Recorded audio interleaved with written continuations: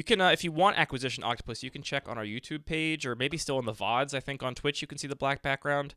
I think it's more typical. People usually do the black background, but I'm curious if the white background works. Anyway, moving on to resleeving the artifacts. I have very few artifacts left in my cube, honestly. I can't do that thing Daniel does where he like just fans out the cards really naturally. Gotta have him teach me how to do that. I don't have as many artifacts as I used to have back in the day. Frankly, my fixing has gone up, and the power level of the cube, I think, has gone up a little bit, such that artifacts are just, generally speaking, not costed that aggressively and aren't really worth the flexibility in this environment anymore. But we're starting on one of my favorites, which is Retrofitter Foundry. I was really hoping we were going to get an old border schematic version of this in Brothers War, and I'm kind of disappointed we didn't. I hope we will someday, because I don't love this art, but I love this card. I think this card is so cool. It's like, I have just enough artifacts that I think can totally pull off a artifact theme with this. You can actually see this in the VOD from last Monday's stream when Anthony played against Allison. It was there's just enough artifacts that you can like totally make a deck that works with Retrofitter Foundry and Urza Saga and can like do the artifact thing. But you got to work for it. It's not free. There's not really other artifact matters stuff in the environment. Speaking of which, here is the other piece of that deck. It's kind of important. Mishra's Bauble. I do have a it's sitting around here somewhere. Where'd it go? I did pick up one new old border foil of this card. I got to order another one because I need to put that one in my old border Urza EDH deck, and I really want the old border foil here too. Love Mishra's Bauble. The card is really good, though I probably wouldn't be that excited about it if I wasn't on a bunch of Delirium cards and caring about that. Engineered Explosives is a card I think people underrate in my cube and kind of look over. I don't see many people put this in their cube. Most of my curve is 1 and 2 drops, though, in most decks. And so this thing can be a pretty big board wipe any deck can play. It's also a little like Swiss Army Knife if you have a specific permanent you have to remove. Really like it quite a bit. I'll put it at the 2-drop slot, even though it often gets played for less than that. Wipes out tokens, which is really good. Sensei's Divining Top. I don't find this annoying to play with or against like some people do, where it's like really time consuming. Though I have heard some players occasionally lament the fact that it's like, oh no, I have to spin this top every turn now because that's optimal. What's up, Zoidraft? Good afternoon. We finishing up resleeving the cube. I'll do the basics on my own time. That's not fun to watch. Stonecoil Serpent. This card is still really pushed in terms of power level. I'm not like in love with it though. I gotta admit, I don't have autofocus on, so it might be a little bit blurry. The protection from multicolored and reach, honestly, both feel kind of out of place on this.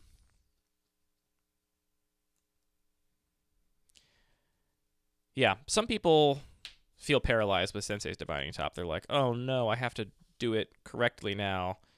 And other people kind of, you know, make the best decision they can and then move on. Which is how I like to play with it. Still love Grafted War Gear. I've heard some people say that Grafted War Gear doesn't belong outside of a like dedicated 1-drop aggro deck, and I'm not sure I agree with that. I think if you have like any evasive threat, any even like, you know, mid-range deck, like +3/+2 is a huge beating. And I also have a decent amount of like power and toughness matters stuff. Putting this on a Dreadhorde Arcanist, putting this on a Sprite Dragon, right? It triggers a Sprite Dragon, puts a counter on it, and then, you know, obviously makes it huge. I put it in any creature deck, basically, and I'm very happy with it. And a real downside. The downside matters, which I like. I do like cards having downsides.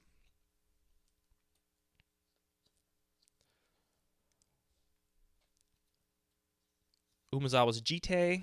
This card has gotten a lot less good in my cube, which is totally fine by me. There was a while there where people kind of agreed it was like the best thing to be first picking, the thing you always want to be doing. And, you know, now with the curve that I have and with the amount of removal that I have, it is, you know, 4 mana to get something reasonable out of it is a lot. So it's like it's a risky card. You got to commit to it. And if you do commit, the reward is there, but it requires you to like do some work for it and be willing to play the risk of putting a like card that requires you to have a creature and some extra mana to do anything.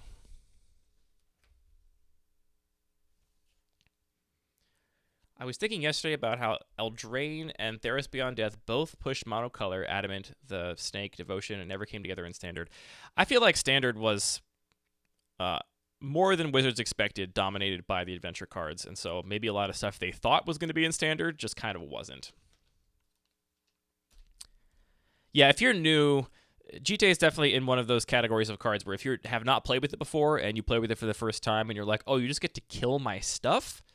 It's kind of like I had the experience a little while ago of introducing somebody to Mother of Runes for the first time and showing them that it could in fact protect itself, and they were like, oh, okay, I guess that's fine. It can definitely be a little bit shocking when you learn about it for the first time.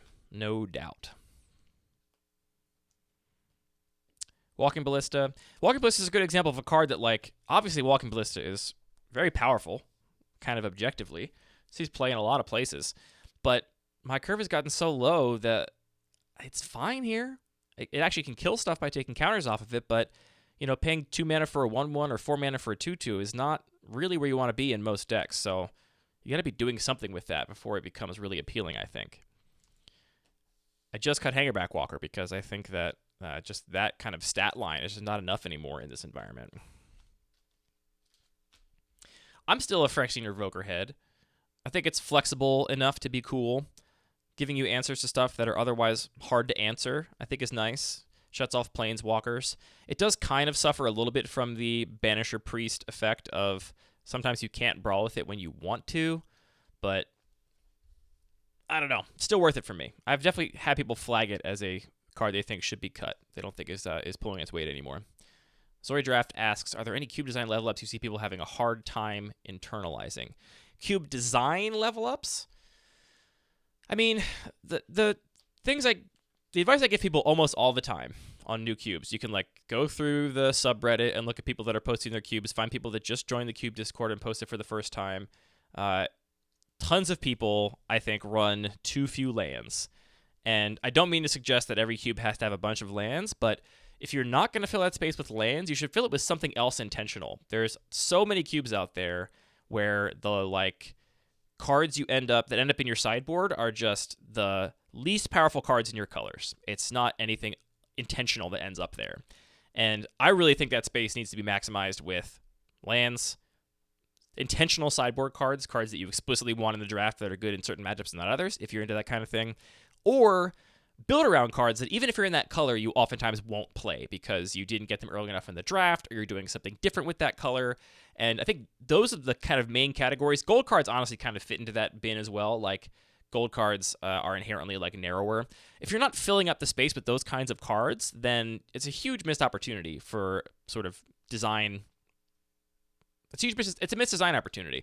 I touch on this a lot in my how many lands should you include in your cube article, but I have been wanting to expand that specific feature of it. Like forget all the land counts, forget talking about exactly lands, just talking about this like liminal space between every time you draft your cube, there's going to be 23 to 25 cards per player in their main deck, plus non-basic lands.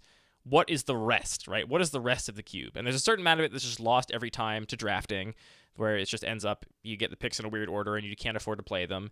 But there's also cards that just are in the cube that people never want to play. It's just the least appealing red 2-drop, and you have enough red 2-drops that it turns out people never want to play it.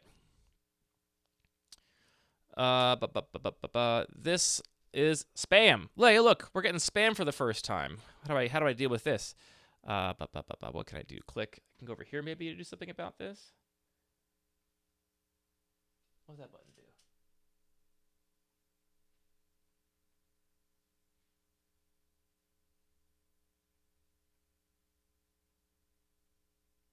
Well, it turns out I have no idea how to moderate my own chat. I'm looking at the chat in my Stream Manager dashboard, and I have no idea how to get rid of this thing. I can maybe block this person? Let me see here. Follow Whisper. I don't want to do that. Ban. Haha. Banned. I've banned somebody for the first time. That felt good. Bye-bye. Anyway, I think that is the thing that I feel is true about cube design that I see most cube designers not taking advantage of. And I think it's because there's just so much inherited bias around how many lands you're supposed to include or whatever that people are like, oh, it feels like too many to have 80 lands in my 360, or it feels like too many to have 120 in my 450, and just that like ambiguous feeling of it feels like too many just kind of throws people off a little bit. But I think if it's explicated better, then people will be able to sort of communicate about it, and it could become more of a sticky idea. Really, I need a good word for it. I've honestly been talking with like Anthony and Parker and Jet and stuff about what is a good word for that space in your cube. And I've come up with like the liminal space of your cube, or the flexible space in your cube. Call them like the flex slots, the liminal space. None of these names are great though. All right, Zoe Draft says, any favorite cards that are only good in certain matchups? Favorite cards that are only good in certain matchups. I mean, I really like Duress, for example. And that's a card that I think is way better in certain matchups and like barely playable in others. Same goes for things like Spell Pierce. Really love Spell Pierce, but there's sometimes you don't want it. I don't intend to include many dedicated sideboard cards in my cube, because I think I've intentionally taken up that space with more fixing lands and more build around cards instead. Yeah, marginal. The margins could be a thing. Like, really, what I want a word for, Tentacle Monster, is like the name for those slots in your cube, right? You look at your cube and you have X slots of like cards that are always main decked, your Lightning Bolts, or whatever. And then you have like X slots that are just, these cards are going to get kind of shuffled up and chewed up by the draft every time by variance. What is the name for those slots that are like, you know, that's how I think about Collected Company in my cube. It's how I think about Embercleave in my cube. It's how I think about Dreadhorde Arcanist. It's how I think about, what's another good example? Gosh, like Craterhoof Behemoth. These are cards in my cube that I expect pretty often you're in that color and you just can't play it, right? And so that is a card that I think of in my head as being in this like liminal space where like it's going to get main decked maybe a third of the time or half the time or less even. And that's very intentional on my part to like have a card in there that is like that. Anyway, I think it's like a key idea is thinking about that space in your cube. Acquisition Octopus says, I wanted to make a comment about archetypes, but I'm not sure how to say that the best formats lately have been archetype light, but also that I was frustrated by Bro for having signaling that seems incorrect. I have not been playing much limited, so I can't really weigh in on recent formats. That's all my artifacts, though, kids. That's all we got. This is all we're running these days. And a lot of these, honestly, are kind of on the lower end of the power level spectrum. I think Bone Splitter is starting to show its age. I think Porcelain Legionnaire is still fine, but, you know, starting to show its age a little bit. The ones I really love still are like your Smuggler's Copters, your Retrofader Foundries, your Explosive Engineers, Engineered Explosives, Explosive Engineers. There's a card they're going to print at some point. And then Golos. This is a perfect example. Golos is a perfect example of a card that is in that liminal space. This card is just not good unless you can activate it really, or unless you have Field of the Dead. And so if you're not like building that deck, you just don't play this card, and it's fine. It rides the sideboards pretty often, and I'm totally fine with that. That's like something that's something I accept and embrace, because the times when this card is good, I really like the variance it can add to the decks and the draft. That's artifacts though. We only have lands left, which is very exciting.